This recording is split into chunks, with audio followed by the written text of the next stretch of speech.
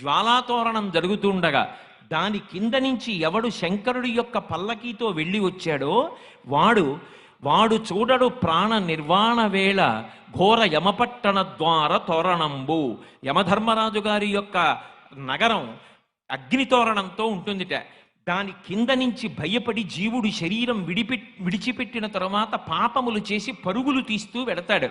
అలా వెళ్ళవలసిన అవసరం లేకుండా కార్తీక పౌర్ణమి నాడు ఎవడు శపథం చేసి స్వార్థంతో కేవలం పాపములు చెయ్యకుండా ఇక పైన 10 మంది గురించి ఆలోచించి సమాజం గురించి ఆలోచించి అందరూ నా అన్నదమ్ములు అక్క చెల్లెళ్ళన్న భావనతో త్రికరణ శుద్ధిగా బ్రతుకుతానని కోరుకుంటాడో అటువంటి వాడి పాపములు తొలగతోసి నేను అండగా ఉండి అక్కడ దూరవలసిన జ్వాలాతోరణానికి బదులుగా ఇక్కడ జ్వాలాతోరణం కింద నేను అండగా ఉండి నిన్ను తీసుకొస్తున్నాను. ఇక నీకు ఆ తోరణ దర్శనం లేదని భగవంతుడు